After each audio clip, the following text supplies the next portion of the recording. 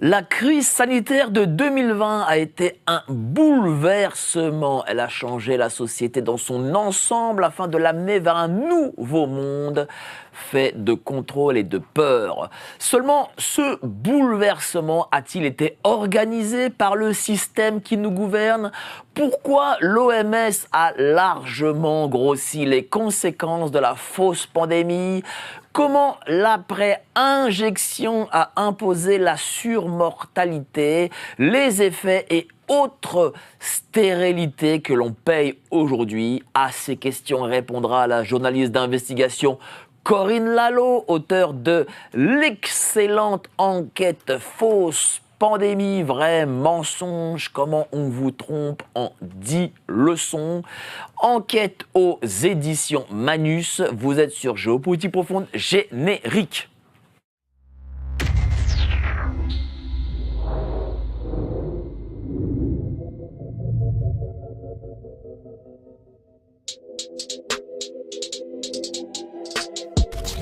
Nous sommes en guerre.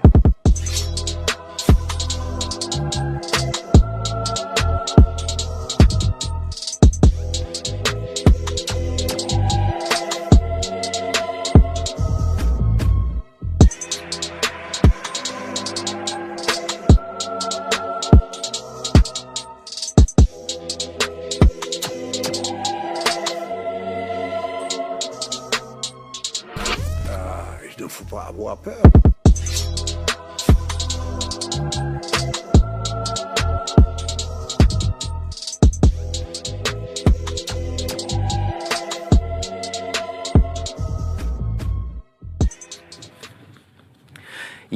Il ne faut pas avoir peur. Bonsoir à tous, vous êtes sur Géopolitique Profonde, la chaîne qui est là pour remplacer les médias subventionnés. On va parler fausse pandémie, injection, conséquences de tout cela, nouvelle société de contrôle, comme évidemment Apolline de Malherbe n'osera jamais le faire en matinale à BFM. Mais avant ça, n'oubliez pas, adhérez au club Géopolitique Profonde. Vous serez adhérent premium avec vos auteurs préférés, Sylvain Ferreira, Roland Hureau, Jean-Michel Vernochet, Marc-Gabriel Draghi et tous les autres.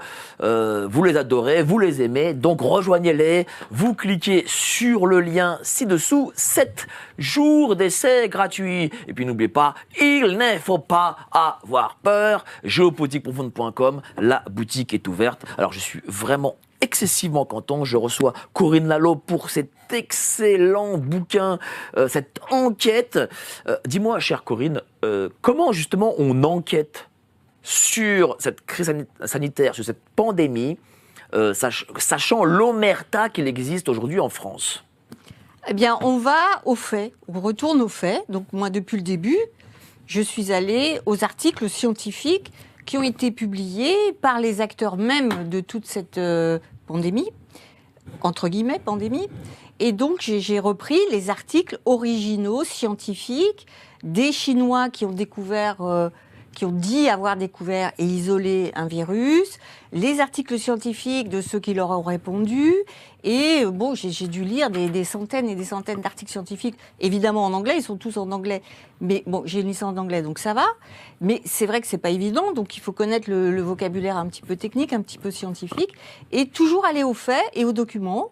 Et donc, dans ce livre, je ne parle que, je reste extrêmement factuelle. Mais simplement, comme il y a énormément de matière, il y a des milliers d'articles, bah après, il faut quand même faut articuler, il faut faire une synthèse, il faut que tous les éléments soient placés bien à l'endroit où ils sont pour pouvoir... Mais pourquoi le faire, sachant que, faut se le dire les choses, cette période crise sanitaire, on a mis le couvercle dessus en France, hein, et on ne veut pas en parler. On a eu des informations qui sont venues des Américains, sur le Congrès américain. On n'en a pas du tout parlé en France. Et toi, tu es la seule journaliste française qui brise cette omerta. Est-ce que c'est pas compliqué de briser cette omerta ? Je ne vais pas dire que c'est simple. D'abord, c'est beaucoup de travail. Hein. Mais si je me suis intéressée à ce problème, c'est que déjà, il y a eu un précédent. Et ce précédent, c'était la grippe H1N1 de 2009-2010. Et donc, moi, j'avais traité ce précédent, j'avais traité le reportage, j'avais fait des reportages TF1 à l'époque, et c'était passé. Et c'était sur les mensonges de l'OMS, où il y avait déjà une fausse pandémie, il y avait déjà eu, et là, c'était unique parce qu'après, il n'y en a plus eu, il y a eu une espèce d'enquête parlementaire du Conseil de l'Europe. Et le Conseil de l'Europe a mis en accusation l'OMS en 2009-2010 en disant que l'OMS avait exagéré la gravité de la pandémie de grippe H1N1, grippe porcine, que l'OMS avait fait peur et avait inutilement inquiété et terrorisé les populations, et qu'en plus de ça, l'OMS était infiltrée par les intérêts privés. Alors, qu'est-ce qui a fait qu'à l'époque de H1N1, ça n'a pas fonctionné, mais que là, en 2020, ça a fonctionné? Alors oui, c'est une bonne question. C'est très intéressant comme question, parce que pourquoi en 2009-2010, il n'y a eu que 6% de Français qui sont allés se faire vacciner? Alors que là, avec la gestion de la crise sanitaire, crise entre guillemets, toujours pareil, hein, bon, la pseudo-crise, on va dire. Avec la pseudo-crise, eh bien, il y a eu 80% en gros de Français qui sont allés se faire vacciner. Et donc, après la première pandémie, fausse pandémie, H1N1, il y avait eu une enquête parlementaire du Sénat et de l'Assemblée nationale. Ils avaient convoqué la ministre de la Santé à l'époque, qui était Madame Bachelot. Et il l'avait mise un petit peu en accusation en disant « Madame Bachelot, vous avez quand même quelques petits regrets ». Et elle avait dit « non, mais pas du tout, j'ai pas du tout de regrets. Après tout, si, j'ai 2 regrets. Mon premier regret, c'est que les Français n'ont pas eu assez peur. Et c'est pour ça qu'ils ne sont pas allés se faire vacciner. Et mon deuxième regret, c'est qu'on n'a pas assez verrouillé Internet. » Voilà. Donc, je ressors dans mon livre un rapport du Conseil de l'Europe qui, déjà à l'époque, expliquait tout ça. Ce rapport, c'est le rapport Flynn, qui a été étouffé, qui a été enterré, je le ressors. Et si on prend ce rapport qui met en accusation l'OMS, il date de 2010, eh bien, vous changez H1N1 et vous mettez C, Covid, désolé, on est obligé de parler, il y a un mot quand même, eh bien, tout ce qui est dit en 2010 et qui est reproché à l'OMS, rien n'a changé et ça a empiré. Alors, on va continuer cette discussion ensemble, mais avant ça, je vais présenter nos amis autour de la table. Marc Daoud qui révise pour son partiel, là. Salut Marc, comment ça va? Ça va, je bachote à chaque fois que je viens chez toi. Bah oui, je sais, je vois, t'as le bureau, t'as tout là. Je suis un peu comme à la maison, j'ai toutes mes fiches, j'ai pas envie de dire de bêtises, le sujet est tellement vaste Bien et sûr. complexe, j'ai envie de revenir aux faits. J'ai pas une très bonne mémoire, donc j'ai envie de rester précis. En tout cas, ça m'a fait replonger dans toutes mes notes, dans aussi l'un des dossiers que Corinne nous avait fait il y a quelques années, hein, dans le numéro 141, qui est ici. Sur Live. Et alors, elle nous avait fait un gros dossier sur ce hold-up hold-up mondial, mondial. à travers le boulot d'enquête aussi de Kennedy dans cet ouvrage. Et on avait publié énormément de choses, dont cette infographie sur le cartel pandémique. Je pense que Corinne nous en parlera très très bien dans l'émission. Et on se rappelle à quel point, en fait, on a été noyé dans énormément d'injonctions contradictoires et de mensonges très précis, hein, le Lancet Gate, les personnes, je me rappelle de Ferguson, hein, le monsieur confinement, qui lui avait brisé le confinement chez lui en disant désolé, en allant voir sa maîtresse, hein, il avait démissionné juste après, donc il demandait à tout le monde de rester chez soi pendant que monsieur allait s'amuser. Et on se rappelle aussi en France, hein, tous nos politiques qui allaient dans les restaurants clandestins, qui s'amusaient, pendant que les Français vivaient dramatiquement dans 20 ou 30 mètres carrés. Merci à toi, cher Marc. Et à ta droite, Laurence Wakik, dont vous verrez les éditos sur François. Non, alors plus maintenant. Ah, plus maintenant. Ah, d'accord, je retarde. Ah, bah oui, maintenant, c'est un Nexus. C'est un Nexus. C'est un Nexus, et d'ailleurs, c'est. Je prends toute l'équipe de Nexus, en fait. Ils viennent ici, tu vois. Et donc, il y a d'ailleurs une chronique qui est prévue pour ce vendredi. Qui parlera de quoi ? Ah ben, comme c'est au niveau des billets d'humeur, ça fait la synthèse de la politique, enfin entre guillemets, que je fais chaque mois avec D'accord. l'idée effectivement, en espérant que tout à chacun devienne un acteur politique. Bon, je sais que tu auras beaucoup de choses à dire sur la fausse pandémie. Là où cette fausse pandémie aussi a été excessivement grave, ça je le dis, et c'est pour ça aussi que moi aussi j'aime m'y arrêter, c'est qu'elle a bouleversé notre société. La société de 2025 n'est plus celle de 2019. Et je pense qu'on n'y retournera plus. Le contrôle, évidemment, les effets liés à l'injection, des morts. On parle de 200 000 cas. Le Figaro a parlé de 200 000 cas officiels. Et puis, De on quoi voit des faits liés à l'injection. Ah oui, oui. Et on voit aussi la dénatalité. Bon, évidemment, aucun média ne dira que c'est à cause d'injection. En tout cas, on voit qu'on n'est plus, nous ne sommes plus dans la société de 2025 comme nous étions en 2019. Oui, ça a changé, ça a changé. Et puis ce qui a changé aussi, tout à l'heure je ne l'ai pas dit, mais c'est fondamental, c'est que en 2009-2010, pour la grippe H1N1, il n'y avait pas de test. Donc, comme les gens, soit ils voyaient qu'ils étaient malades, soit ils voyaient qu'ils n'étaient pas malades. Et comme ils voyaient qu'ils n'étaient pas malades, bah, c'était bénin. Tandis que là, la grosse différence, c'est qu'on a fait des tests, et les gens qui étaient testés positifs croyaient qu'ils étaient malades, alors qu'ils étaient simplement positifs. Et ça a fait une espèce de psychose. Et c'est un peu la grosse différence, je dirais, avec la fausse pandémie de 2009. C'est la grosse différence, c'est que les tests, en fait, ça a été une pandémie de tests. Pas une pandémie. Avec les PCR, etc. Voilà. C'est-à-dire que c'est le docteur Knock. Tout bien portant est un malade qui s'ignore. Donc, les gens, on leur fait un test positif, ils disent « je suis malade ».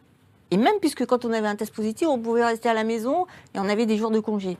Donc, les gens se pensaient malades. Et on disait aussi asymptomatique. Oui. Qu'est-ce que ça Alors, signifie, ça? En fait, ça ne veut rien dire asymptomatique, parce qu'on est tous porteurs de virus, de milliards de virus et de bactéries asymptomatiques, puisqu'ils ne provoquent pas de maladie. Et là, il y a une vraie arnaque, c'est qu'au départ, justement, quand il y avait les tests, au départ des tests et au départ des études sur les pathogènes et sur les pandémies, l'idée, et c'était écrit noir sur blanc, c'était de dire aux spécialistes, faites bien la différence entre porteurs sains et personnes malades. Vous ne devez considérer comme malades que des gens qui ont des symptômes de maladie. Alors que là, ce qui s'est passé, c'est qu'on a considéré comme des cas malades des gens qui n'avaient aucun symptôme de maladie, mais qui avaient un test positif. Et c'est la grosse différence, et c'est là où il y a une supercherie, c'est que normalement, ne doivent être considérés comme malades que ceux qui ont des symptômes et non pas les autres. Alors, ça n'a pas été le cas. Est-ce une réalité que la fausse pandémie a été créée en laboratoire et n'est pas en réalité naturelle, comme on a voulu nous le faire croire avec le pangolin, les chauves-souris, etc. Alors, où est-ce qu'on en est actuellement ? Les médias dominants commencent à découvrir qu'effectivement, la thèse la plus probable, reconnue maintenant par les autorités sanitaires, en particulier la Maison-Blanche qui vient de publier sur son site un rapport qui était un rapport parlementaire américain, qui dit c'est probablement une fuite de laboratoire. C'est le thème, fuite de laboratoire. Ce qui veut dire quoi ? Ce qui veut dire que c'est un virus artificiel. Bon. Mais à partir de là, le narratif officiel commence à dire, puisque c'est une fuite de laboratoire, c'est accidentel. Et là, ça ne va plus. Parce que ce n'est pas parce que c'est un virus qui est sorti d'un laboratoire qu'on sait si c'est accidentel ou intentionnel. Les deux possibilités demeurent. Et ensuite, il faut savoir de quel laboratoire et qui a travaillé sur le virus en question. Et donc, les Américains ont intérêt à dire c'est sorti du laboratoire P4, pathogène 4 de Wuhan, en Chine. Et les Chinois vont dire mais pas du tout. Vous aussi, vous avez travaillé sur les virus artificiels. Alors, si vous voulez, je peux vous raconter. Bah oui, justement, raconte-nous. Alors, Et montre-nous si tu as des graphiques, des choses. je vais On va vous faire des zooms. Voilà. Je vais vous raconter comment ça a commencé. D'abord, il y a un monsieur qui s'appelle Anthony Fauci. Il est là. C'est le monsieur Covid de la Maison-Blanche, mais c'est aussi un monsieur qui, depuis 4 décennies aux États-Unis, dirige tous les laboratoires d'infectiologie. C'est le monsieur microbe des Américains qui, lui, gère et contrôle des milliards et des milliards. Et c'est lui qui décide de donner autant de milliards à telle université, à tel chercheur. Donc, en gros, c'est le grand Manitou. Il s'appelle Anthony Fauci. Et tous les chercheurs je ne vais pas dire lui mangent dans la main, mais c'est ça. Parce que il peut faire et défaire les carrières des chercheurs simplement parce que, en leur donnant de l'argent, ou alors en décidant de les ruiner si jamais ils ont des discours qui ne leur plaisent pas, qui ne lui plaisent pas. Donc lui, c'est monsieur Anthony Fauci. Qu'est-ce qu'il a fait? Il a financé des travaux sur des virus artificiels avec un chercheur qui s'appelle Ralph Baric. Ce monsieur Ralph Baric, c'est le pape des manipulations génétiques. C'est ce qu'on appelle le pape du gain de fonction. Et le gain de fonction, c'est quoi? C'est quand on rend un virus méchant alors que c'est un virus inoffensif. Comment on le rend méchant? Comment on le rend pathogène? En le manipulant et en le mélangeant avec d'autres virus plus graves pour le rendre encore plus virulent. Donc lui, il s'appelle Ralph Baric, et c'est lui le pape du gain de fonction, et c'est même le pionnier. Et donc, qu'est-ce qui s'est passé? Fauci et Baric, mais surtout Fauci, a financé par l'intermédiaire d'une association qui s'appelle EcoHealth Alliance, dirigée par un certain Peter Daszak. Il est sur un autre dessin, mais là, on va être plus concret. Et ils ont financé qui? Lui et lui. Ils ont financé la Chine et une dame qui s'appelle Madame Xi et qui est surnommée la Batwoman. Pourquoi la Batwoman? Parce qu'elle est la spécialiste des chauves-souris. Bon. Et cette dame, elle a fait ses études à Montpellier. Et c'est comme ça qu'elle est devenue virologue à Montpellier. Et donc, qu'est-ce qui se passe? Fauci finance une ONG qui finance Madame Xi, laboratoire P4 de Wuhan, et Madame Xi travaille sur des virus artificiels qu'elle manipule, des virus chimères, et elle en envoie quelques exemplaires à qui? À Monsieur Ralph Baric. Et Monsieur Ralph Baric envoie à qui? Dans un autre laboratoire de Monsieur Fauci, qui est le laboratoire du Montana. Et qu'est-ce qui se passe? Ces deux virus-là, en 2015 et 2018, tout ça a été publié. C'est pour ça qu'on en parle. Ces deux virus-là sont des virus qui sont des jumeaux du virus qui est sorti en 2020, le SARS-CoV-1 du coronavirus de Wuhan. Voilà le circuit. Donc la question qu'on peut se poser, c'est comment se fait-il que les Américains financent la recherche des pathogènes dans les laboratoires chinois, lesquels laboratoires chinois dépendent évidemment de l'armée de libération populaire. Mais il n'y a pas que les Américains, il y a aussi les Français. Les Français ont fabriqué, ont aidé au départ, ils ont au départ financé la construction du laboratoire P4 de Madame Xi à Wuhan. Ça a commencé avec Chirac, ça continue avec tous les autres. Ça a été inauguré par Cazeneuve à l'époque, et avec Madame Marisol Touraine, ils sont tous allés inaugurer. Et donc, les Français étaient au départ, mais ils se sont fait éjecter par les Chinois, et les Chinois ont fait venir les Américains. C'est comme ça que ça s'est passé. Donc en effet, voilà, les Américains financent une sorte de peut-être prochaine guerre bactériologique, si on peut dire. Oui, alors les Français quand même. Alors, comment on peut dire sur la responsabilité des uns et des autres. Bon, les Français, ils ont été au départ de l'histoire, puisque c'est eux qui ont financé le premier laboratoire P4, et ils ont aussi financé des laboratoires P3 sur des camions mobiles. Donc, c'était pas génial. Et le laboratoire P4, il a été financé et fabriqué sur le modèle du laboratoire P4 de Mérieux, qui, lui, se trouve à Lyon. Donc, c'est un laboratoire P4 de France qui a servi de modèle au laboratoire P4. Et je signale quand même que le contribuable français a financé ce laboratoire, même si après, fou, hein. on s'est fait éjecter. Mais heureusement, à la limite, paraît-il que ce serait parce que certains services secrets français auraient dit « ça suffit, on ne peut pas prendre le risque de donner trop de nos secrets aux Chinois ». C'est pour ça que la coopération, entre guillemets, se serait arrêtée. Mais si les Américains finançaient cela, c'était pour un de ces quatre l'utiliser. C'est pas juste pour créer des microbes dans des tubes. L'utiliser comment? Le fait est qu'il y a eu une coopération. Ça devait être utilisé un jour, non? Oui. Mais alors, il y a eu une coopération, vous voyez. Et donc, c'est ça, moi, que j'ai mis comme ça. C'est que, comment se fait-il que, alors que les Américains et les Chinois sont supposés être des ennemis, des rivaux... Mais ça, on sait bien que c'est le théâtre qu'on nous montre. Mais en tout cas, moi, je suis désolée, j'en reste là.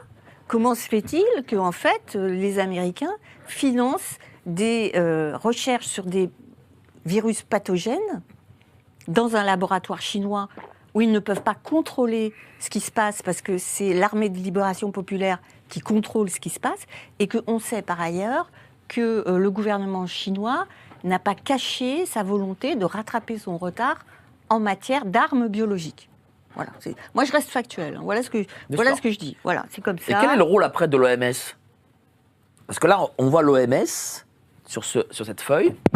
Quel est ensuite son rôle? Parce que l'OMS a eu un rôle excessivement important. Voilà, avec Bill Gates, avec nos amis qui sont là. Donc là, vous avez l'OMS, c'est Tedros Ghebreyesus, c'est le patron. Vous avez Bill Gates, qui est le grand financeur de l'OMS, et qui est devenu... En fait, l'OMS, c'est sa succursale. Voilà. Et vous avez ici, c'est Rockefeller, donc la fondation Rockefeller. Toutes ces fondations sont des fondations que moi, j'appellerais fiscalo-financières. Eux voudraient les appeler des fondations philanthropiques. Ça n'a rien de philanthropique, parce qu'ils se font surtout beaucoup d'argent. Voilà. Et donc, vous avez d'un côté les Chinois, avec Madame Xi, la Batwoman, le professeur Zhang et Georges Gao, c'est les trois principaux.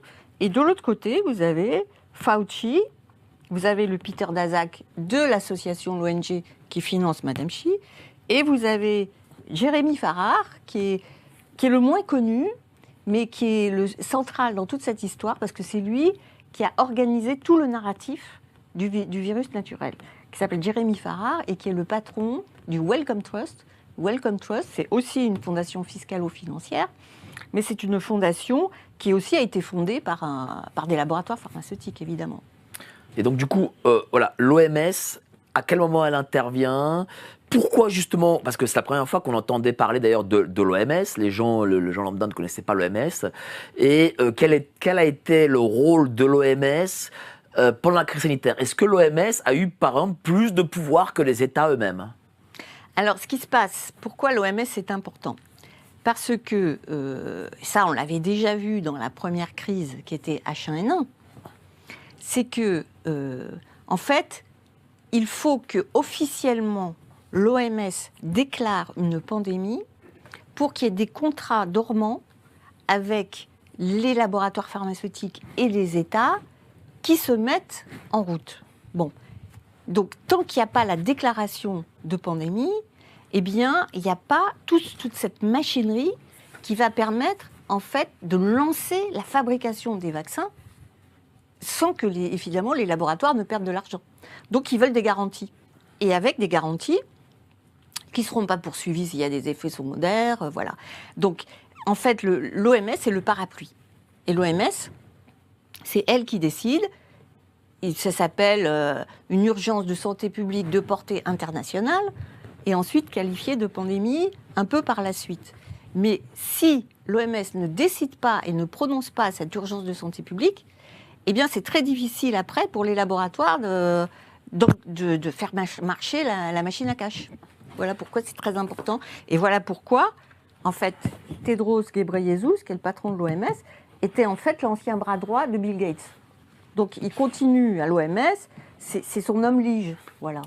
Et Bill Gates, c'est le premier financeur de l'OMS, donc en gros, ils font ce qu'ils veulent. Oui, ils font ce qu'ils veulent, et puis ils empêchent, enfin en tout cas l'OMS aussi a empêché les soignants de soigner, il faut se le dire, pour privilégier justement l'injection. Et c'est d'ailleurs la première fois dans l'histoire peut-être de l'humanité où on a empêché les soignants de soigner pour privilégier une hypothétique injection. Ce qui se passe, c'est que l'OMS, elle donne des consignes. Après, en théorie, les pays acceptent ou pas d'appliquer ces consignes. Mais l'OMS, après, normalement, elle n'a pas le droit de dire faites ci, faites ça, et que les États soient obligés de le faire. Mais la plupart du temps, et c'est ce qui s'est passé, les États ont pris prétexte que l'OMS avait décidé telle décision et telle décision pour dire « Ah mais c'est pas nous, c'est l'OMS ». Et ce qui se passe, c'est que petit à petit, et depuis 20 ans, l'OMS a approfondi ses pouvoirs au détriment de la souveraineté des États-nations. Donc elle est en train d'installer une espèce de décision centralisée par l'intermédiaire de plusieurs instruments juridiques, et en particulier par l'intermédiaire d'un règlement sanitaire international. Qu'est-ce qu'il dit, ce règlement ? Eh bien, ce règlement a évolué jusqu'en... Ça, c'est le vrai règlement, pour le coup. Ah oui, c'est le vrai. Ok. Vous voyez, pas juste pour faire joli, quoi. Voilà. C'est le règlement OMS lorsqu'il y a déclaration de pandémie. Voilà, voilà, on peut voir. Hein, les Où est-ce qu'on peut le articles. trouver ? Eh bien, vous le trouvez sur le site de l'OMS. Voilà, j'ai fait des conférences d'ailleurs sur ces... Voilà. Vous le trouvez sur le site de l'OMS. Vous pouvez il suffit de le trouver sur le site de l'OMS. Il dit exactement, par exemple pour 2024. Voilà, alors ce qui s'est passé, c'est quoi ? C'est que cet instrument juridique, qui est contraignant, hein, puisque les États le signent, plus ou moins, ils le signent.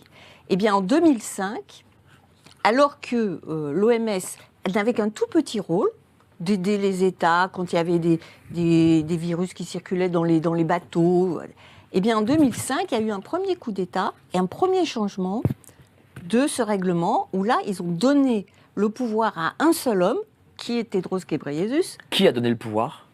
Les États qui ont accepté. D'accord. Ils ont changé. Combien d'États ont accepté ? 194 États. D'accord. Voilà. Les États, tous. Ils ont accepté en 2005 que Tedros Ghebreyesus pourrait dire tout seul si oui ou non il y a pandémie. Donc déjà, il y a un premier coup d'État qui a été fait en 2005. Mais moi, je ne m'en étais pas aperçue en 2005. C'est en revenant en arrière que je dis, en fait, c'est en 2005 que tout a changé. 2005, c'était après 2003. Et 2003, il y a eu une première épidémie qu'on a appelée l'épidémie de SRAS. Je ne sais pas si vous vous souvenez. Oui, c'est vrai. SRAS ou SARS. Où ils ont dit à Hong Kong, il y a des morts, il y a 800 morts. Donc, c'est grave. Et c'est à partir de là que, c'était un virus de coronavirus de chauve-souris. Et ils ont dit, oh là là, il est très dangereux, ce coronavirus de chauve-souris, puisqu'il provoque des pneumonies et la mort. C'était 800 morts. C'est toujours trop. Mais ce règlement sanitaire international, qui a déjà été alourdi, donc en 2005, l'année dernière, en 2024, ça a été encore une fois modifié pour donner encore plus de pouvoir à Tedros Ghebreyesus et à l'OMS. Donc, ce nouveau traité, qui a été accepté de manière, on va dire, très illégitime, voire illégale, l'année dernière, en 2024, parce qu'ils ont soumis aux États, lors de la conférence annuelle, chaque année, les États se réunissent. Eh bien là, ils ont fourni, l'OMS a fourni un document. Normalement, ils devaient le fournir 4 mois avant pour que les États aient le temps de réfléchir. pour dire, bon, est-ce qu'on va le signer ou pas? On veut réfléchir, c'est normal. Eh bien là, ils l'ont pas donné 4 mois avant, ils l'ont donné le dernier jour de la réunion. Donc évidemment que personne ne pouvait regarder. Et ils ont dit, bon, tout le monde est d'accord, on peut le prendre, on peut l'adopter. Il n'y a personne qui a dit, attendez, non, hop, adopté. C'est au forceps, vous voyez. Donc ce règlement-là, qui est considéré comme étant adopté, mais il y a encore un délai normalement pour refuser ce document, refuser de le ratifier. Et en théorie, le Parlement devrait refuser. Mais on ne demandera pas l'autorisation et on ne va même pas le soumettre au Parlement. Il y a encore une fois une espèce de hold-up de l'exécutif par rapport au législatif. Mais le Parlement français devrait se saisir de ce document et dire, attendez, nous, on ne nous a pas demandé notre avis, or ce document va entraîner des dépenses supplémentaires pour le budget. Et le budget, qui le décide, c'est le Parlement. Donc le Parlement devrait décider de le ratifier ou non. Et non seulement ça, mais ils ont changé ça l'année dernière, en 2024, et là, cette semaine, ils ont fait un deuxième traité, qui là est un traité pandémique. Encore pire, celui-là il demeure, mais ça c'est un traité pandémique, où là, ils vont se répartir les royalties, répartir tout l'argent qui va découler de à chaque fois qu'ils vont déclarer une pandémie. Et avec ces deux instruments, l'OMS, et donc une seule personne, le directeur de l'OMS, décide tout seul si oui ou non il va déclarer des pandémies. Et ça s'appelle un accord cadre, c'est-à-dire que les Français, ils signent un accord cadre à charge pour l'OMS de décider des détails. C'est un chèque en blanc. En gros, ils signent un chèque en blanc et l'OMS dit, vous inquiétez pas, on ne touchera pas d'argent avec. En gros, c'est ça. Mais est-ce que ça signifie, ma dernière question, après on va passer au débat avec tous nos amis autour de la table, est-ce que cette pandémie, est-ce que ça fait plus justement de 20 ans que ces décideurs ont réfléchi à la mettre, à l'imposer au monde? Effectivement. Vous voyez le changement, là, 2005, c'est pas... Et on est en 2025, ça fait 20 ans. Et vous avez raison, ça fait 20 ans. Et qu'est-ce qui se passe? On s'aperçoit que depuis 20 ans, tout est mis en place, les instruments juridiques, et c'est comme un piège qui se referme. Et à chaque fois, il y a une couche supplémentaire. Et là, et même en plus de ça, il y a la Commission européenne qui a aussi signé un règlement. Et les États ont accepté de signer un règlement à la Commission européenne, disant à la Commission européenne qu'elle aussi, elle peut décider de déclarer une pandémie au niveau de l'Europe. Donc 2020 était planifié? Ah, c'est autre chose, ça, 2020 était planifié. Ça, on peut dire. Quasiment, on peut le dire. Ce qu'on peut dire, c'est que les instruments juridiques... En tout cas, juridiquement, c'était planifié, mais il fallait que quand même... Plus ça va, et moins il sera possible pour les nations, si elles continuent d'accepter cet instrument, de pouvoir garder leur autonomie de nation. Et c'est pas pour rien, d'ailleurs, si Donald Trump a retiré les États-Unis de l'OMS et a dit non, nous, on ne signe pas ça. On ne signe pas ça. Et d'ailleurs, si on regarde bien celui-là aussi, à la fin, il y a des remarques et certains États disent oui, mais moi, attendez, j'ai des réserves sur ça, ça, ça et ça. Mais le seul qui a eu des réserves, les seuls, c'est les États-Unis. Ça veut dire que pour tel article et tel article, ce règlement ne s'applique pas aux États-Unis. Vous voyez? Or, nous, les Français, tout s'applique. Comme toujours. Tout s'applique. Comme toujours, j'ai envie de dire. Ce que je veux dire, le plus grave, c'est que dans ce traité pandémique, comme dans ce règlement sanitaire, c'est la chasse à l'information, c'est la chasse à la liberté d'expression. Et l'OMS dit aux États, faites la chasse à la liberté d'expression. Et tous ceux qui vont oser émettre une pensée critique ou une contradiction par rapport à ce que nous, on décidera à l'OMS, eh bien, il faudra les faire taire.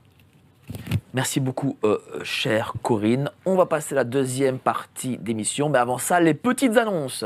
On met un pognon de dingue dans des minima sociaux, les gens ils sont quand même pauvres. Le patrimoine que vous avez accumulé toute votre vie ne servira bientôt plus à rien. L'euro numérique arrive dans moins de 5 ans. Et avec lui, toutes les futures mesures liberticides. L'impossibilité d'épargner, de consommer librement. Si vous ne voulez pas ce futur pour vous et votre famille, Géopolitique Profonde a développé une solution pour vous. La lettre confidentielle. Cliquez sur le premier lien en description pour la découvrir. Ne laissez pas vos élites vous enfermer dans le communisme 2.0.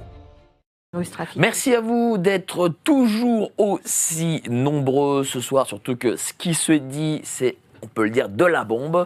N'oubliez pas, adhérez au club Géopolitique Profonde, vous y retrouverez vos auteurs préférés, Roland Hureau, Jean-Michel Vernochet, Sylvain Ferreira, Laurent Ozon, et tous les autres. Cliquez sur le lien ci-dessous. Qu'est-ce que tu en penses, cher Marc? Là, tout ce qui s'est dit, quand même, là, il y a quand même de l'information. Ouais, et ça nous fait replonger dans des années de recherche et d'enquête. Et je remercie Corinne parce qu'elle fait vraiment un boulot d'investigation très précis. Déjà dans son livre et puis dans les dossiers qu'on a pu publier dans Nexus. Et c'est vrai que je voulais juste rajouter, parce qu'on parle de notre cher ami... comment il s'appelle, Tedros Adhanom Ghebreyesus, qui, il faut le rappeler, a commencé sa carrière au sein d'une organisation qui a été classée terroriste, donc en 91, au sein du Front de libération du peuple du Tigré, en Éthiopie. Donc ça, on ne le rappelle pas, c'est que le patron de l'OMS, il faudrait faire une enquête sur son rôle précis dans cette organisation dans laquelle il a joué un rôle, en tout cas détaillé et sourcé, il faudrait le préciser encore plus, parce que ça a été classé...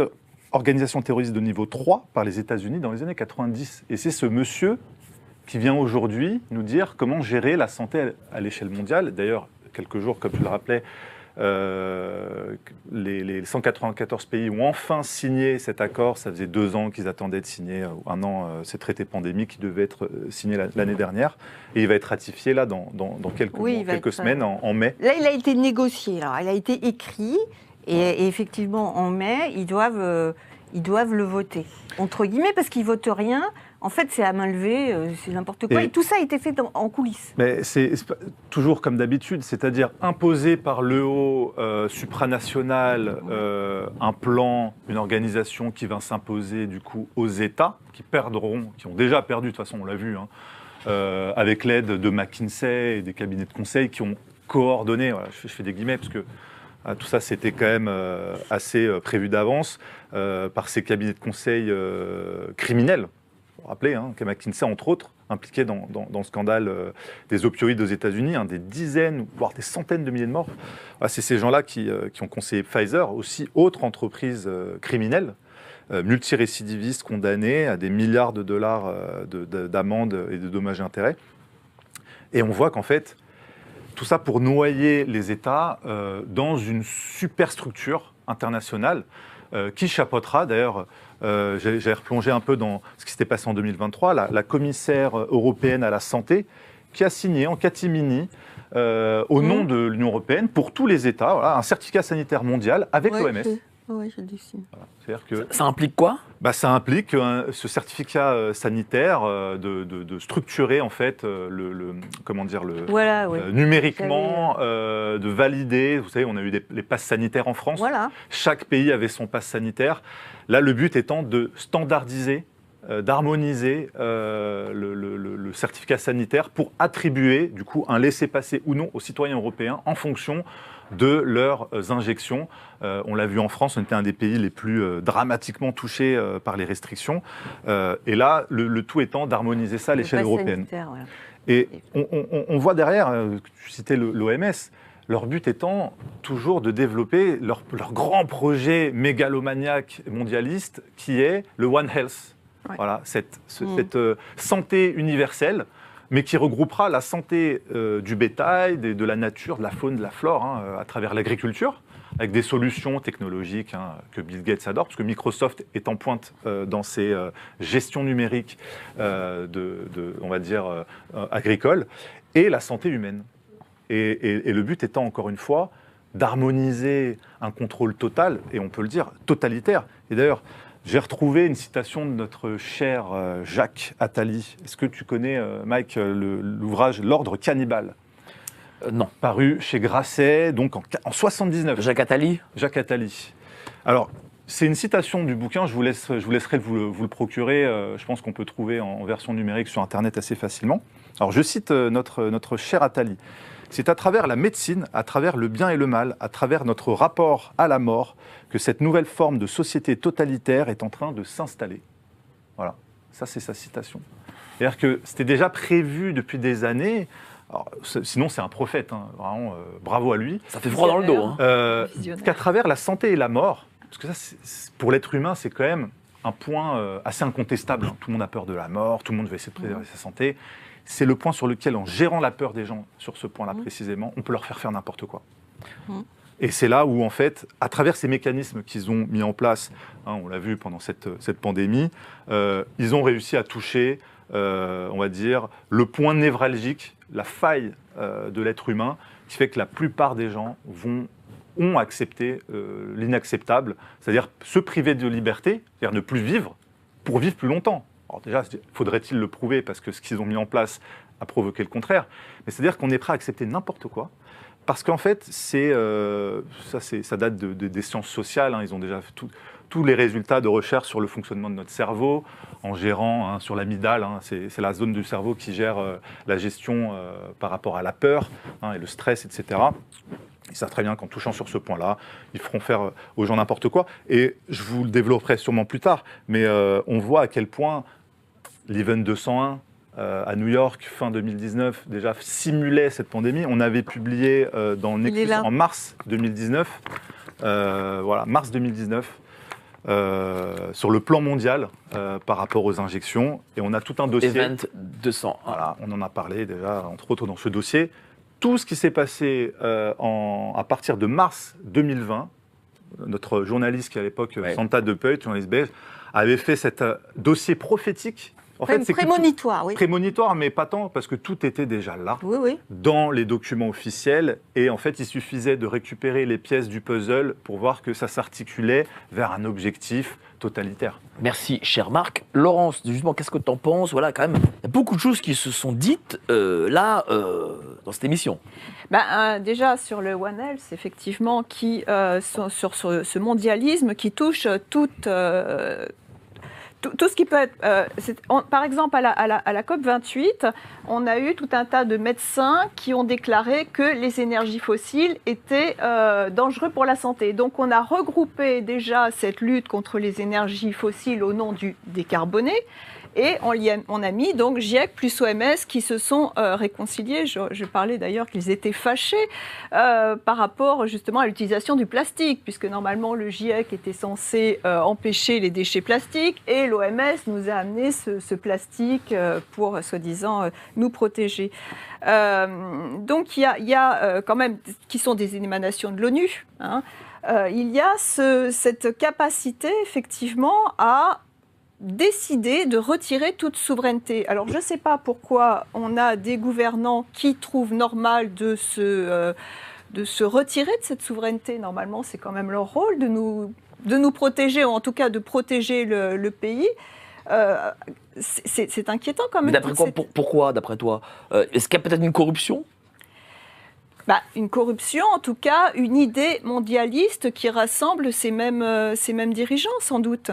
Ou en fait, le gouvernement mondial. Pourquoi ont-ils les mêmes idées? Ça veut dire qu'ils ont la même formation, le même objectif? Comment ça se fait qu'il n'y a plus une spécificité française, une spécificité allemande, une spécificité américaine? Alors, si là maintenant il y a cette spécificité américaine, quand Trump quitte l'OMS, j'aimerais bien savoir ce que ça va entraîner. Est-ce que d'un seul coup, ça décrédibilise l'OMS? Est-ce que déjà, ça fait perdre des financements? Parce que sans financement, il y a quand même tout est fait à coup d'argent quand même. S'il n'y a plus d'argent, il n'y a plus de pouvoir. C'est que le pouvoir de l'argent finalement, c'est que le pouvoir de la finance. Oui, parce que combien représente le pourcentage de l'argent des Américains? Ils vont baisser la voilure, l'OMS, ils vont s'en sortir.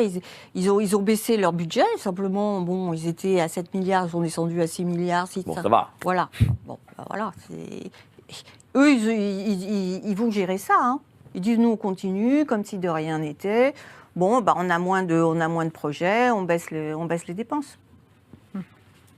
Mais il y a quoi? Est-ce qu'il y a une envie, chère Laurence, peut-être d'injecter tout le monde? On voit que Bill Gates est un amoureux de l'injection sur à peu près tout, on va dire, à peu près toutes les pathologies.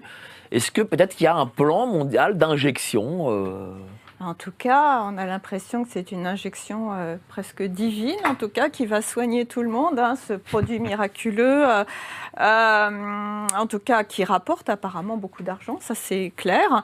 Ça serait intéressant de savoir si M. Bill Gates s'est injecté lui-même, hein, puisque est-ce que ces donneurs d'ordre eux-mêmes se donnent ces mêmes produits. On apprend aussi qu'il y a eu différents lots, donc personne n'a eu les mêmes produits. Et puis effectivement, est-ce qu'il faut, comme en fait c'est pas un médicament, donc on donne en prévention quelque chose qui n'a pas été, qui était en phase expérimentale. Et puis il y a aussi, donc tu disais Marc, par rapport aux gens qui ont accepté, ils ont accepté, peut-être nous-mêmes avons peut-être à un moment donné accepté parce qu'on était dans du provisoire. On était dans quelque chose, ça va durer 15 jours, et puis ça va durer encore 15 jours, et puis ça va durer, ce masque, ça va durer encore 1 mois. Donc les gens n'acceptent pas quelque chose dont ça a duré quoi, 5 ans, 4 ans 5 ans. On n'a pas, quand je dis on, le monde qui a été touché, hein, apparemment l'Afrique a été quand même pas mal préservée. On n'a pas accepté 5 ans de privation. On a accepté, ou ceux qui ont accepté, ils ont cru que ça allait s'arrêter et que justement les injections ont été prises dans l'idée de faire tout arrêter. On va faire ça, puis ça y est, on va être tranquille. Mais ce qui est intéressant, c'est de voir, et ça, à chaque fois, je retombais sur la même constatation, c'est que tous ces gens-là, ils ont un double langage.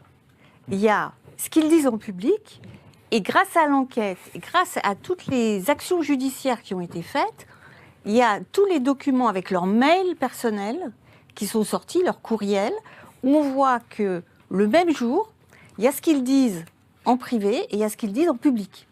Qu'est-ce qu'ils disaient en privé, par exemple? Je peux vous dire, par exemple. Voilà, on va prendre le virus. En gros, il y a un virus qui sort. Voilà, il y a un virus qui sort. Voilà, c'est ce virus-là. En privé, ils vont dire, oh là là, mais ce virus, il a rien qui correspond avec l'évolution naturelle d'un virus. Il y a des choses bizarres dans ce virus. Si vous voulez, je vous explique lesquelles. Donc eux, ils voient par exemple qu'il y a des choses bizarres. Donc entre eux, ils se disent, ah mais ce virus, il y a un problème. Il est peut-être artificiel. Bon, pourquoi il est peut-être artificiel? Parce que dans ce virus, il y a des éléments d'un virus de chauve-souris et des éléments d'un virus humain. Donc, la coexistence du virus humain et du virus de chauve-souris, c'est une signature d'un virus manipulé génétiquement en laboratoire. C'est ce que disait d'ailleurs le professeur Montagnier. Bon. Et bien là, vous avez les pointes du virus humain qui sont assemblées avec la structure, toute la structure du virus de chauve-souris. Ils les mettent ensemble, ça fait une chimère. Et alors là, ça fait sauter la barrière d'espèces. Et qu'est-ce qui se passe? Entre eux, ils se disent « Oula, le virus est peut-être manipulé ». Et qu'est-ce qu'ils vont faire? En public, eh bien, ils vont faire des conférences pour contrer, en fait, l'éventualité et les hypothèses sur un virus qui sortirait d'un laboratoire. Ils vont faire des conférences pour décider comment ils vont imposer le narratif du virus naturel et comment ils vont stigmatiser tous les scientifiques qui pourront émettre l'hypothèse qu'il s'agit d'un virus artificiel. Et donc tous ces gens-là, donc on retrouve les mêmes personnes, hein, mais en gros c'est Fauci, c'est d'autres Jérémy Farrar de la Wellcome Trust, du Wellcome Trust. Vous avez Drosten, c'est l'Allemand Drosten. Lui, il a fabriqué le test PCR et il était déjà dans le coup bien avant, en 2003, dans le premier SRAS. Et puis vous avez un Australien qui s'appelle Eddie Holmes, qui est australo-anglais. Et lui, il a travaillé avec les Chinois et il est même sur l'article de signature de la pseudo-découverte du virus, du coronavirus de Wuhan. Donc vous avez ces gens-là, ils font une conférence secrète le 1er février 2020, et dans cette conférence secrète, alors qu'il y en a certains qui disent oui, mais il est peut-être manipulé, peut-être qu'il est artificiel, et bien tout de suite après, ils décident qu'ils vont faire un article scientifique, et il y a un article scientifique qui sort en disant c'est un virus d'origine naturelle, et ceux qui oseront dire que c'est artificiel, eh bien, ce seront des complotistes. Et cher Marc, Voilà. toi, t'es patron de médias, tu t'as bien vu comment cette période-là, c'était... et même encore aujourd'hui, je continue parfois à trouver des synonymes dans des mots et tout, mais t'as bien vu à l'époque comment c'était, quoi. Traqué sur les réseaux. D'ailleurs, l'administration Biden a demandé à Meta, qui gère Facebook et WhatsApp, de censurer tous les contenus. D'ailleurs, on a été censuré sur Facebook, nous, sur le média Nexus, lorsqu'on avait émis l'hypothèse de la fuite du laboratoire P4. Aujourd'hui, c'est quasiment admis que c'est l'hypothèse la plus probable et la plus sérieuse. Bientôt, ce sera officiel que c'est celle-là et uniquement celle-ci. Et c'est vrai que on doit nous slalomer entre les attaques en complotisme, en conspirationnisme, tout en faisant le boulot, d'aller chercher. Et d'ailleurs, moi, ça m'a fait replonger dans deux informations qui viennent contredire leur récit officiel. Comme tu dis, il y a le récit officiel, et puis il y a ce qu'on découvre après, soit dans des conférences secrètes, soit dans des documents qui peut-être, parfois, ou des études qui n'auraient pas dû sortir. Et j'en veux pour preuve, dans le virus du SARS-CoV-2, il a été retrouvé par une équipe de chercheurs une séquence qui a été brevetée par Moderna en 2017. Exactement. Donc en 2017, il y a Moderna qui brevette une séquence, parce que voilà ce que font les labos, ils brevettent parce qu'ils se font de l'argent après sur telle ou telle séquence. Voilà, sur ce fameux site Furine, on retrouve cette fameuse séquence. C'est ce que certaines personnes ont dit. Peut-être que c'était ce gain de fonction. Voilà, ce qui permet aussi à ce virus de s'adapter à certaines choses. Et Stéphane Bancel a été interviewé en février 2022 par la chaîne Fox Business. Et au lieu de nier, on aurait pu s'attendre, mais non, c'est totalement faux. Il dit, écoutez, merci pour l'information, je vais voir avec mes équipes ce qu'il en est. Voilà. Plus On jamais... attend... On attend toujours. On attend toujours. Et on attend tellement bien que on a demandé, nous, à Fox, on a envoyé un message à Fox News, Fox Business, savoir s'ils avaient eu des retours, pas de réponse de leur part. Bon, à la limite, nous, on est un petit média, ça ne nous étonne pas. Moderna, pareil, service de presse, on a demandé où est-ce qu'il en est de leur recherche, aucune information. Donc, on imagine bien l'embarras d'une entreprise pharmaceutique de retrouver leur création dans un virus qui est dit naturel. Voilà, moi, ça me pose question. Et également, ça, c'est quand même énorme. Et l'article est encore sur le site Le Monde. Donc, voilà, je tiens à les applaudir pour le courage, parce que c'est un article très complotiste.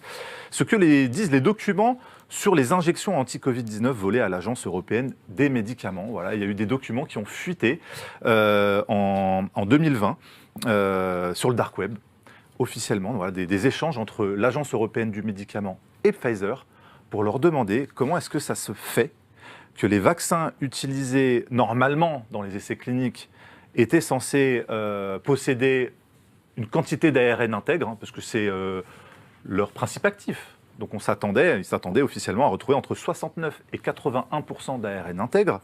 Et en fait, l'Agence européenne du médicament s'est rendu compte en faisant des petits tests aléatoires sur des lots qu'ils ont pris par-ci par-là, qu'en fait, ça descendait à 51%. C'est-à-dire qu'il y a une différence de 18% à 20% sur la quantité de principe actif qui est censé être utilisé. Donc déjà, de base, cette injection n'a rien justement d'un vaccin, et qu'en plus, elle utilise une technologie, cet ARN messager, qui pose question, mais en plus, ils ne sont même pas capables de mettre la bonne quantité de principe actif qui officiellement doit être utilisée. Et ça, personne n'est au courant de cet article, et pas même les personnes... Où on trouve cet article ? Sur Le Monde, vous tapez, voilà, sur Le Monde. De quand ? Ça date du 16 janvier 2021. Donc ça date quand même, avant l'obligation vaccinale. Et je suis allé avec ce document dans des vaccinodromes. Et alors ? Personne n'était au courant. On m'a traité de complotiste. J'ai mis l'article sous les yeux. J'ai dit, ça c'est un article du Monde, madame. la personne a été incapable de pouvoir me répondre. Tout ce qu'elle était là à faire, c'était d'injecter les gens à la chaîne. Voilà, c'est quand même dramatique. Merci beaucoup, cher Marc. Dis-moi, Laurence, quand tu apprends tout ça, qu'est-ce que tu dis? Est-ce que tu as de la colère? Est-ce que tu dis, tiens, on s'est fait duper, les pouvoirs publics, l'État, les gouvernements, etc., nous veulent du mal? Comment est-ce qu'on reçoit ce type d'informations? Déjà, j'avoue être déçue, effrayée par cette incapacité à avoir un narratif. On en avait parlé aussi avec Marc, comment nous, en France, on a tellement été gâtés par un zèle excessif qu'on a eu ces fameuses auto-attestations. Normalement, les auto-attestations, les gens vont se dire, mais si vraiment il y avait un virus, et moi j'ai même écrit un article au point de dire que si il y avait eu un virus létal, on ne serait plus là pour en parler, tellement on a été maltraités, c'est-à-dire qu'on nous a fait faire tout ce qu'il faut pour être malade. Hein, pas de soleil, pas de produits frais, puisqu'il fallait faire la queue pour avoir... il y avait des jauges pour aller dans les magasins, etc. Donc tout était fait pour qu'on tombe malade. Et puis il y a aussi effectivement par rapport à H1N1, la différence, c'est que les médecins ont été mis dans la combine. Alors, je ne sais pas comment ils ont adhéré à ça. Est-ce qu'eux-mêmes ont eu peur? Est-ce qu'il y a aussi l'effet qu'ils touchaient de l'argent par rapport au Covid? C'est-à-dire qu'il y en a certains qui ne laissaient pas voir un patient s'il n'avait pas le Covid, ça ne l'intéressait pas. Ou d'autres qui avaient peur de recevoir un patient qui avait le Covid en disant allez prendre du Doliprane et tout. Il y a aussi cette idée qu'il ne fallait surtout pas, ça c'est Laurent Toubiana qui en avait parlé, il ne fallait surtout pas dire que ça pouvait penser à une grippe, encore moins un rhume d'ailleurs, pourtant le coronavirus c'est un rhume. Il fallait pas dire grippe, parce que H1N1, quand on a dit grippe, les gens ils se disent c'est une grippe, on sait ce que c'est quoi. Puis comme certaines personnes avaient sans doute testé les injections anti-grippe et vu l'effet que ça pouvait produire, c'est-à-dire de vraiment donner des grippes carabinées, que sans doute là cette fois... J'ai fait la connerie de me faire injecter en 2005 et j'ai eu une pneumonie. Non mais sérieux, je veux dire, c'est vrai. J'étais un peu con avant, faut dire les choses. Au moins, ça nous a rendus intelligents. En tout cas, une partie des gens, ça les a rendus encore plus lucides. Parfois, la difficulté, ce serait de trop méfiant, parce qu'on a besoin d'être dans une certaine confiance pour aimer la vie, pour faire de nouvelles connaissances, pour avoir des liens. Ces liens aussi qu'on nous a empêchés d'avoir, qui rendent malades. Quand on n'a plus de liens sociaux, quand on est isolé, on tombe, on dépérit. Il y a des gens qui ont dépéri quand même, qui se sont laissés mourir. Donc voilà, alors qu'est-ce qu'on fait avec aussi ces gens qui ne veulent pas comprendre ce qui se passe, qu'on ne va pas regarder comme des idiots, mais on dit mais comment ça se fait que ça bute là? Comment ça se fait qu'on n'arrive pas à leur expliquer alors que et comment ça se fait d'après toi? Est-ce que c'est difficile de se remettre en question? Est-ce que quand on a injecté toute sa famille et qui même parfois est tombé malade, est-ce qu'on peut dire c'est de ma faute si ces gens sont malades? C'est vrai que c'est difficile. Mais en même temps, est-ce qu'on est censé ne jamais se tromper et puis surtout de reconnaître les vrais coupables qui nous ont trompés? Justement, tu m'as fait une belle transition. C'était une très très belle transition parce que je voulais vous montrer un petit bout de reportage de GPTV Investigation. Donc allez voir le reportage dans son ensemble après l'émission de GPTV Investigation. Je vous ai montré un petit bout et on va le commenter ensemble. La vaccination, c'était l'essentiel. C'est évidemment que c'était ça qu'il fallait faire, qu'il faut encore faire d'ailleurs, il faut être prudent. Mais elle dit justement que ça fonctionne pas en fait. Ah bon? Qu'est-ce que vous voulez que je vous dise? Moi je vous dis que ça fonctionne. Je n'ai pas le même avis, c'est tout, oui. Et sur vous, ça a fonctionné? Bien sûr. D'accord.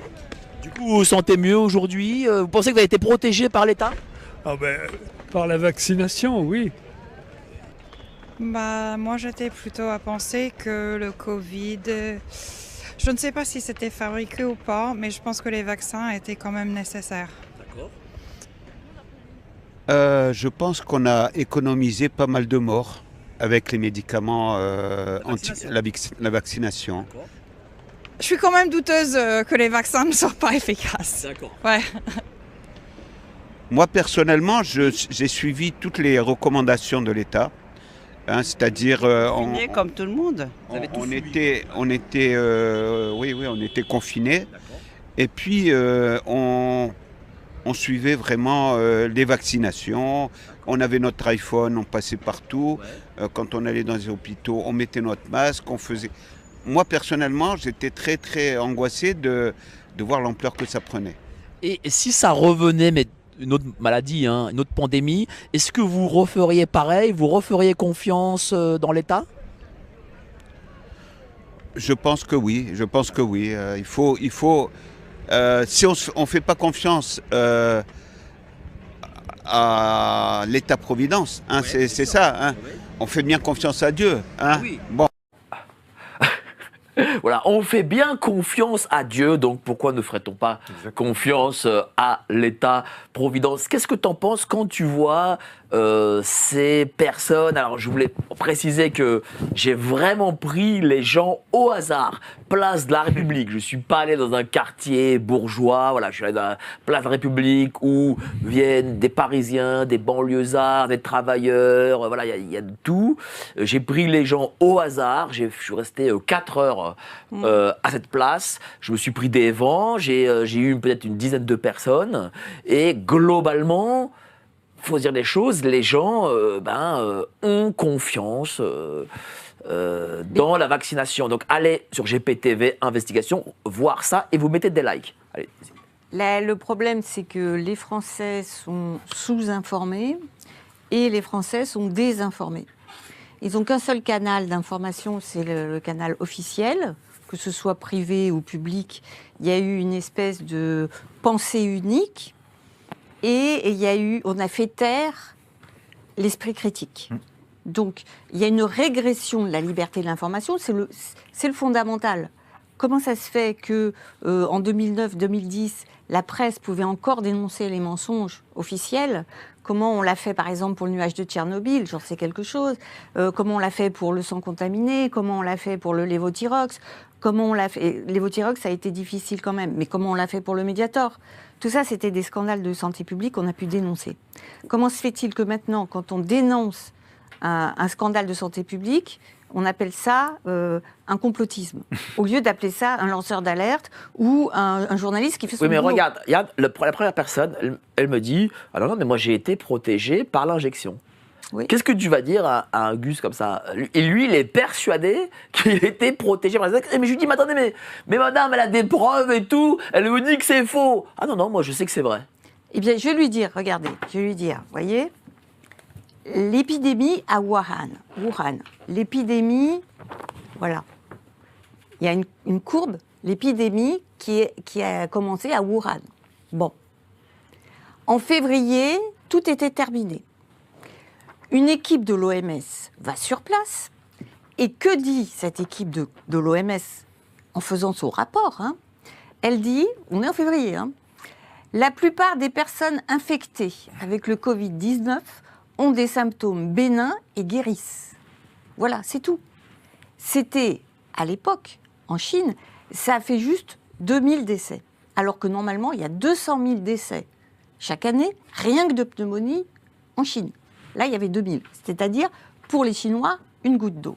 Et malgré tout, ils ont déclaré une urgence internationale, une pandémie, pour quelque chose qui, de toute façon, au départ, était considéré comme bénin, et que les personnes guérissent. Alors, ça, c'est en février.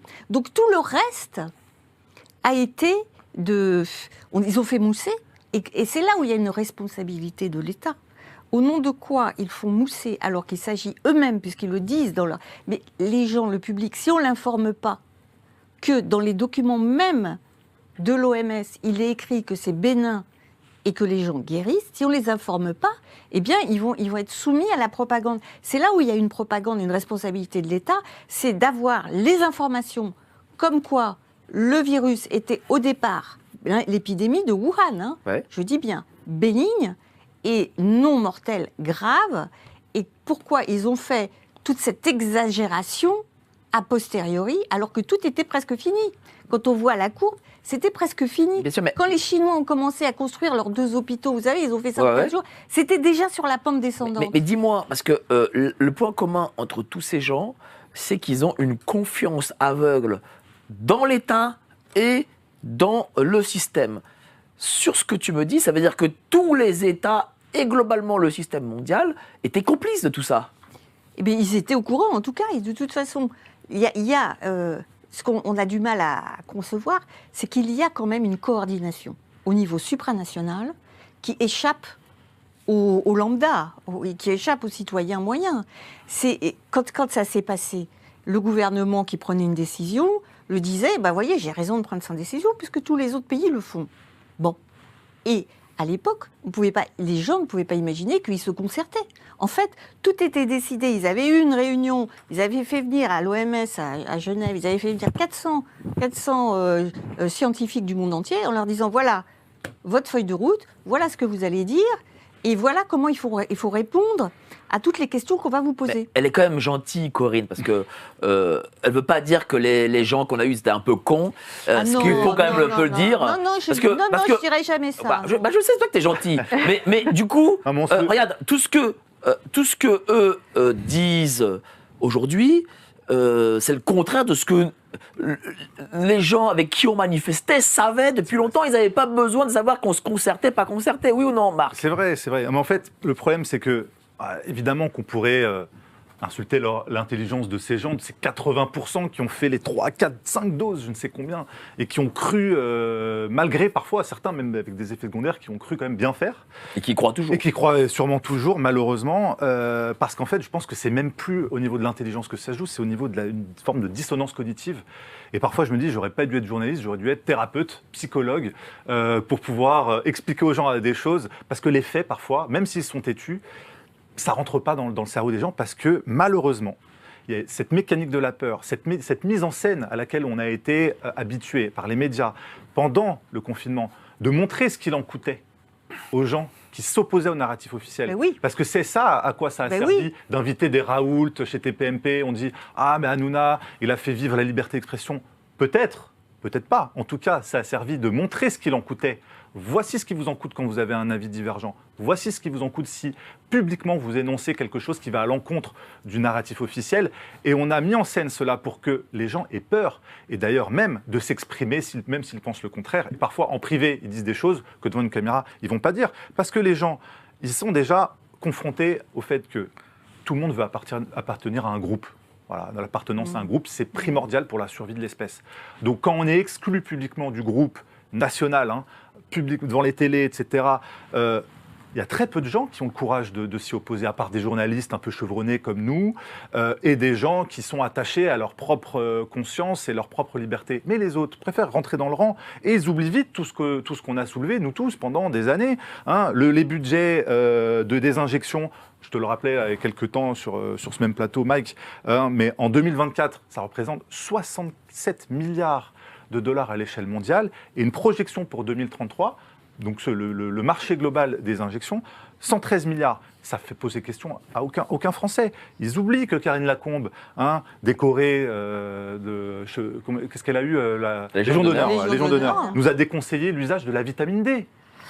Alors que même l'Académie de médecine, quelques temps après, a quand même pas pu s'empêcher de dire que c'était recommandé de se supplémenter en vitamine D. Est-ce qu'on a vu des envois gratuits de vitamine D chez les Français? Non. Les gens oublient que le Conseil de l'Ordre, qui allait matraquer, surveiller, radier les médecins qui faisaient leur job, que ce même Conseil de l'Ordre, l'élection de la moitié de leur cortège, a été invalidée là, il y a quelques jours par un tribunal administratif pour fraude. Donc ces gens fraudent et empêchent les médecins de faire leur boulot. Les gens oublient qu'Estrosi, à Nice, s'est fait soigner comment? La chloroquine. Hydroxychloroquine. Lui et sa femme, qui s'en est vanté avant de se faire tirer les bretelles quelques jours après. Il a fait complètement machine arrière. Il s'en est vanté. Il a dit ça a sauvé ma femme et moi-même.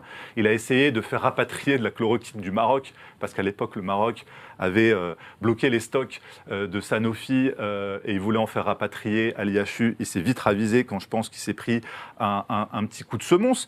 Les gens ont oublié que Bayrou était sans masque à l'aéroport. C'est une photo qui montre monsieur notre Premier ministre aujourd'hui, qui est comme ça, sans masque, tranquille, accoudé, pendant que tout le monde est masqué, parce que c'était l'obligation à l'époque. Lui, il savait qu'il n'était pas en danger. On se doute bien que lui, le premier, aurait mis son masque s'il savait qu'il y avait un virus mortel qui allait le terrasser. Les gens oublient vite aussi, d'ailleurs c'est passé un peu inaperçu à l'époque, Lamine Garbi, le président de la Fédération des hôpitaux privés de France. C'est pas rien quand même. Chez Bourdin, en plein direct, il dit « Moi, monsieur, je demande au ministère de la Santé de réquisitionner les cliniques et hôpitaux privés de France. » J'en parle. Bourdin de dire « Mais attendez, monsieur, c'est pas déjà le cas parce qu'on est saturé. » Il dit « Non, nos structures sont vides.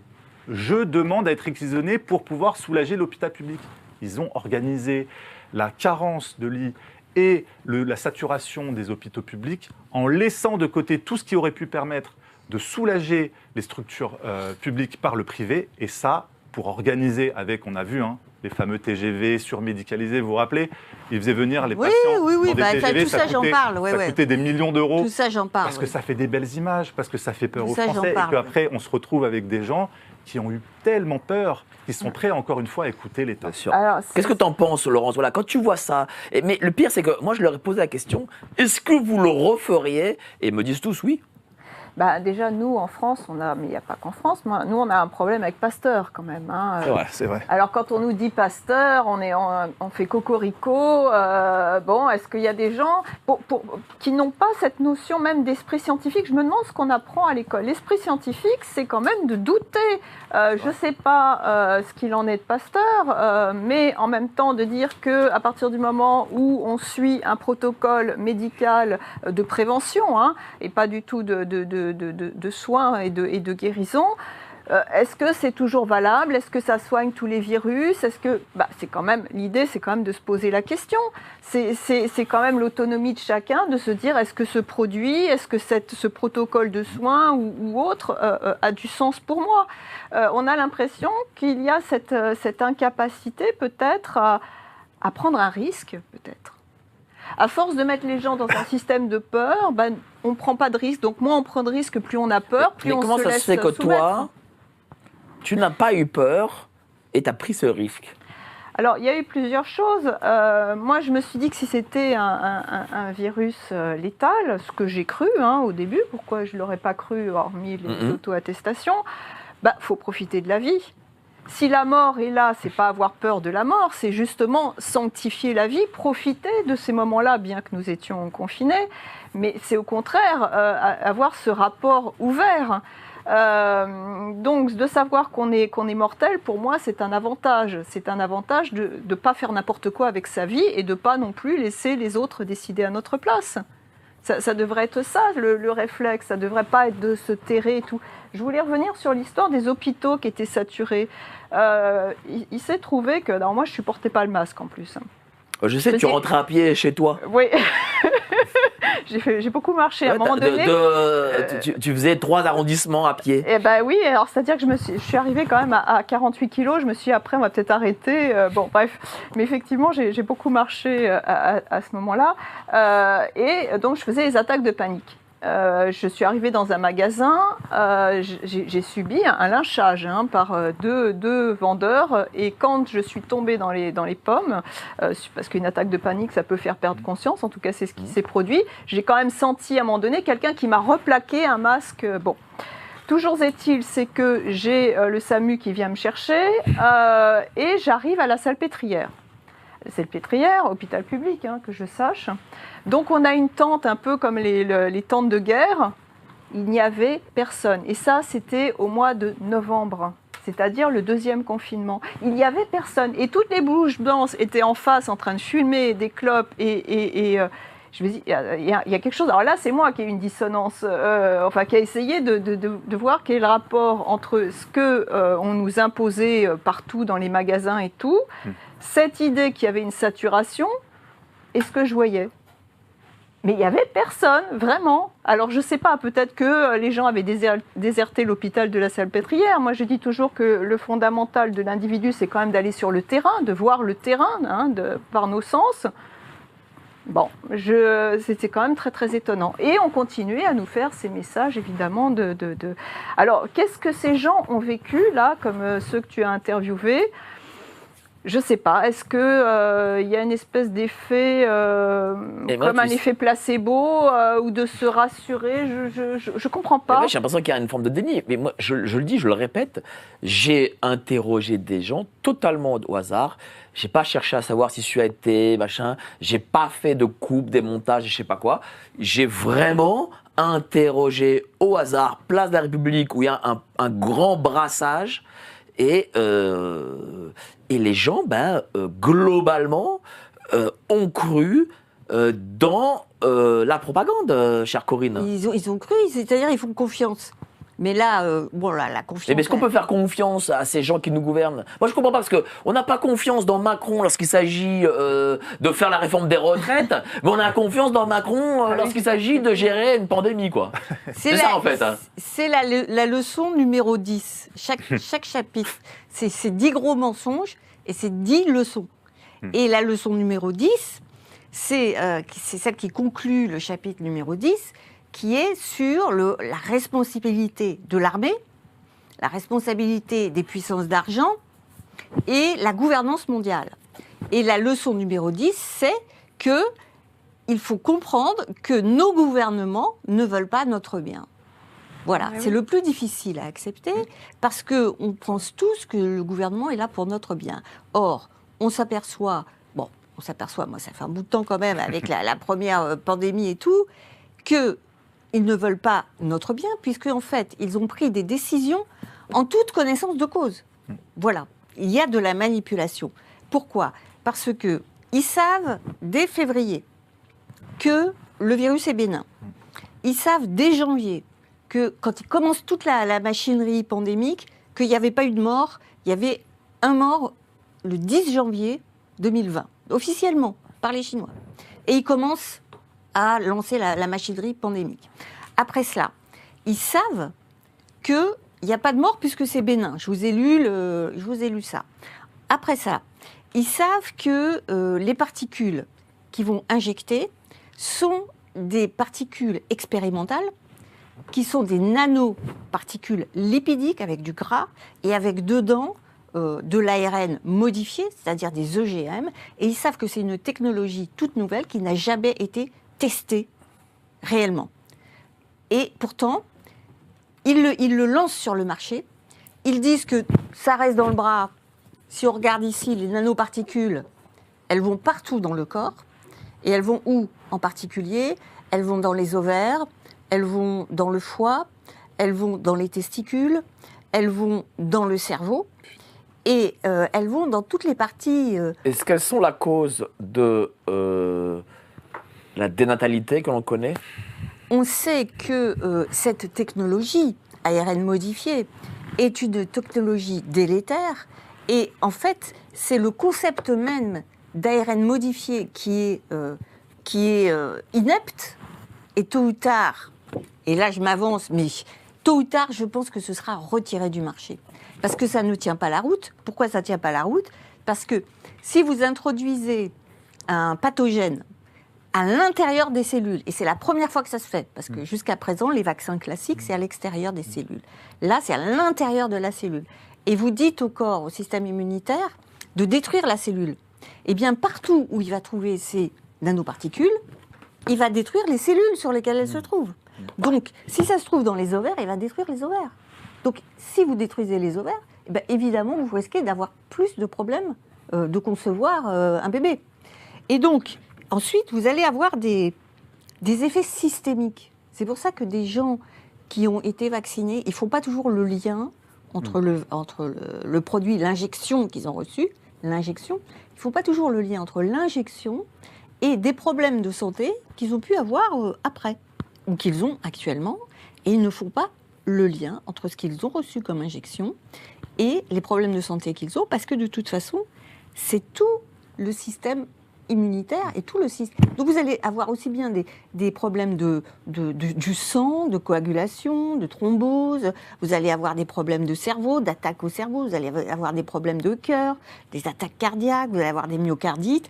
Tout ça, les troubles, il y en a tellement que vous ne pouvez pas dire, voilà, c'est que ce trouble-là ou que ce trouble-là. il y en a plein, c'est systémique. Ce qui fait que les médecins et même les gens, ils sont perdus eux-mêmes, ils ne savent pas. Ils ne savent pas d'où ça vient, mais comme ça va partout, alors qu'on nous avait dit que ça allait rester dans le corps, eh bien, là où c'est un peu... C'est très grave, c'est que ils savaient, ces gens-là, ils savaient que c'était une technologie qui n'était pas testée. Et en plus de ça, ce n'était pas des vaccins, c'était de la thérapie génique. Alors, si vous voulez, je peux vous lire la phrase où Moderna reconnaît dans son dossier de financier à la SEC, c'est-à-dire le gendarme de la bourse aux États-Unis, où ils reconnaissent que, en fait, c'est pas du vaccin, c'est de la thérapie génique. C'est une phrase. Si vous voulez, je peux vous la lire. Ah, vas-y. Voilà, donc j'ai retrouvé ça dans le dossier annuel financier, et ils écrivent, noir sur blanc, à l'heure actuelle, l'ARNM, c'est-à-dire modifié messager, est considéré comme un produit de thérapie génique par la FDA. La FDA, c'est la Food and Drug Administration, c'est les autorités sanitaires américaines. Donc, ils savent, et ça c'est en 2018, hein. Bon, donc ils savent pertinemment que c'est de la thérapie génique. Donc, il faut qu'on arrête de nous raconter qu'ils ne savent pas que c'est de la thérapie génique, c'est écrit. Donc, ce qu'ils ont injecté à tout le monde, c'est de la thérapie génique. Pourquoi c'est grave ? Parce que vous injectez un produit qui n'est pas testé sur des gens qui sont en bonne santé. Voilà. Alors, quand vous faites de la thérapie génique, comme c'est toxique, on prévient des gens qui sont malades, on leur dit, bon, ben, vous êtes très malade, mais on peut tenter avec vous la thérapie génique.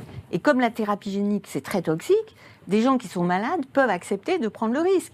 Mais quelqu'un qui n'est pas malade et qui est en bonne santé, il ne pourra avoir que les effets négatifs et il n'aura pas les effets positifs. C'est donc que la balance bénéfice-risque sera négative pour lui.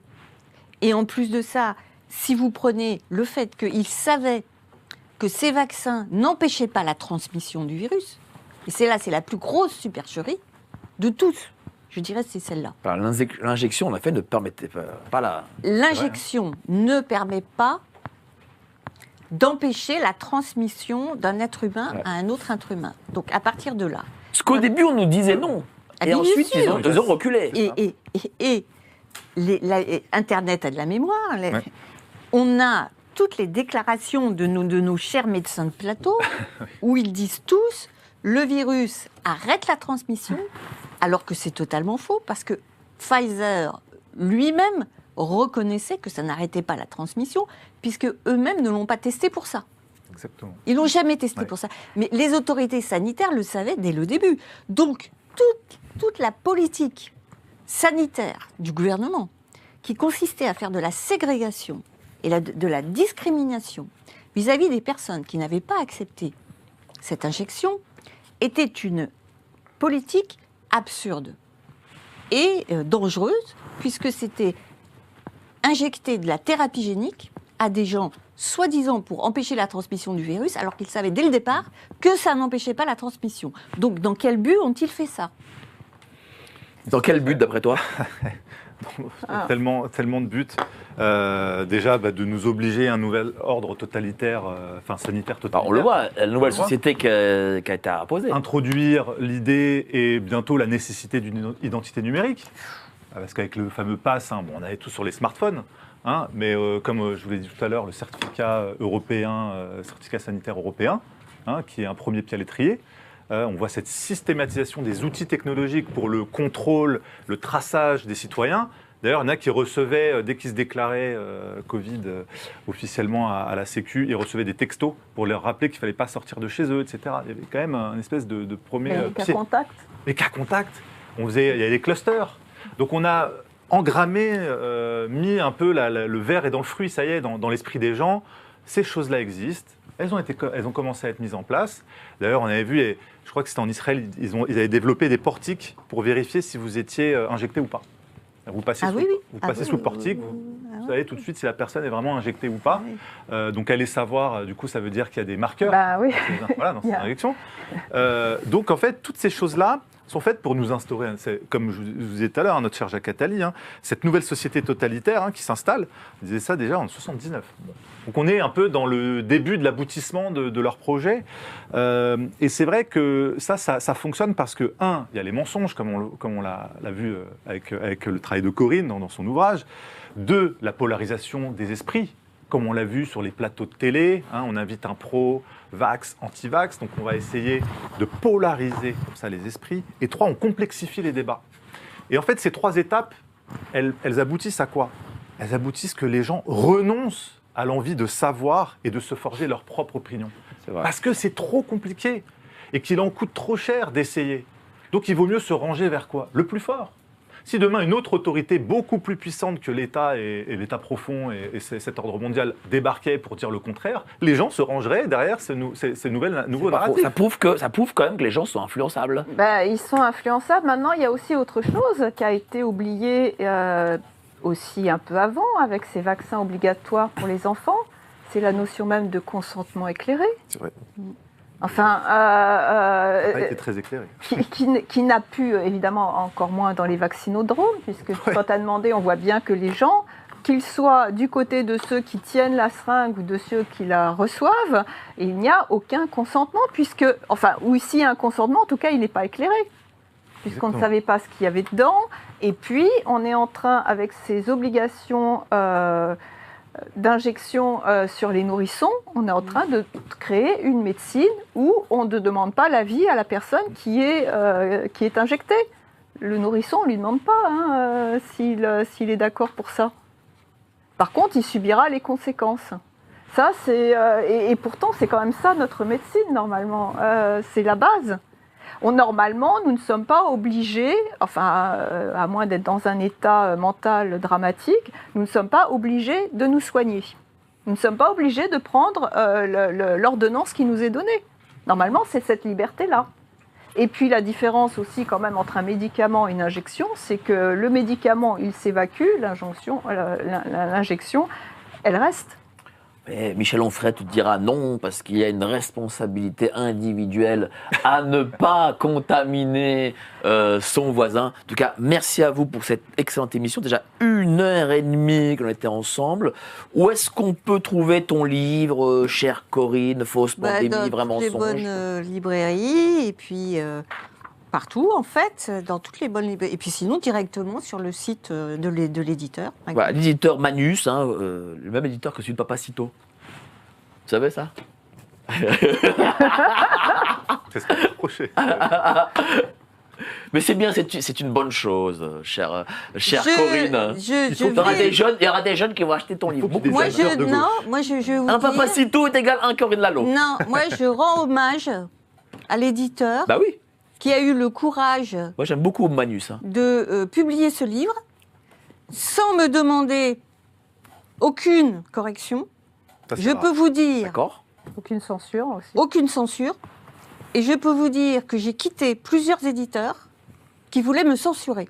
Et j'ai dit non.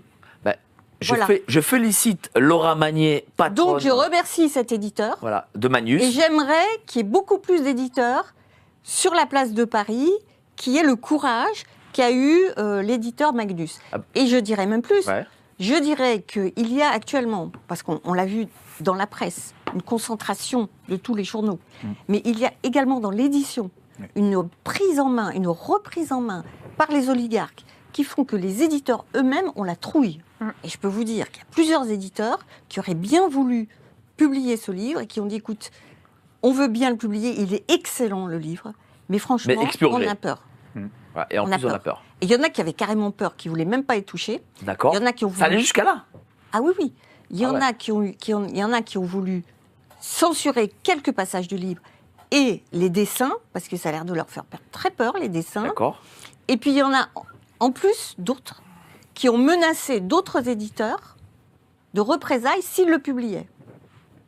Donc bravo aux éditions Manus, bravo à Laura Magnier, que je salue, et que j'aime beaucoup d'ailleurs. Voilà, retrouvez Fausse pandémie, vrai mensonge, c'est chez Manus. Donc tous les Fnac, les libraires, le site de l'éditeur Manus. Merci à toi, chère Corinne, ça fait très plaisir d'avoir ici ce soir avec nous. Merci à vous. Et Marc, bientôt le nouveau Nexus. Il arrive bientôt, ce sera d'ailleurs... Alors celui sous moi, déjà, c'est quoi? À table citoyen et aussi des sujets sur l'école obligatoire, parce que ça aussi, c'est un espace de souveraineté qui nous est confisqué par l'État. Sur la santé aussi, des sujets sur pas mal de thématiques variées. Le prochain sera sur le Covid long et les traitements, parce que ça aussi, c'est un tabou que peu de gens, en tout cas dans les médias mainstream, abordent. Et je voulais dire, effectivement... ceux qui critiquent les éditeurs ou les journaux indépendants qui osent publier des informations sans censure, que eux-mêmes aillent solliciter les autres éditeurs et les autres médias pour que ces informations puissent être publiées chez eux.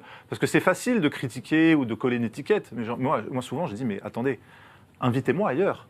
Invitez les journalistes qui font le boulot ailleurs.